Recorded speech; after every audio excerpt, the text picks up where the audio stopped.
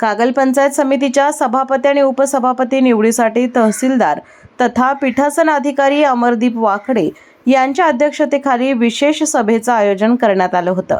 यावेळी गट विकास अधिकारी कुलदीप बोंगे आणि सहाय्यक गट विकास अधिकारी प्रमोद कुमार तारळकर उपस्थित होते।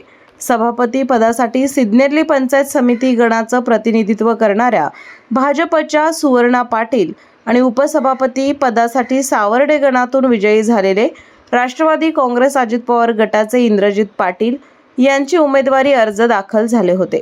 त्यामुळे सभापतीपदी सुवर्णा पाटील आणि उपसभापतीपदी इंद्रजित पाटील यांची बिनविरोध निवड झाल्याचं तहसीलदार वाकडे यांनी जाहीर केलं।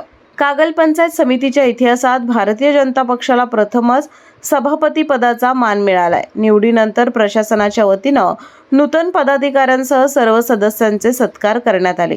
नूतन सभापती सुवर्णा पाटील यांनी पंचायत समितीच्या माध्यमातून गट तट न पाहता पात्र लाभार्थ्यांपर्यंत शासनाच्या योजना पोहोचविण्याचा प्रयत्न करणार असल्याचं सांगितलं। यावेळी शाहू साखर कारखान्याचे उपाध्यक्ष अमरसिंह घोरपडे, जिल्हा बँकेचे संचालक प्रताप माने, नगराध्यक्षा सविता माने, गोकुळचे संचालक अमरीश सिंह घाटगे, जिल्हा परिषद सदस्य सुयशा घाटगे यांच्यासह मुश्रीफ राजा आणि संजय बाबा घाटगे गटांचे कार्यकर्ते उपस्थित होते।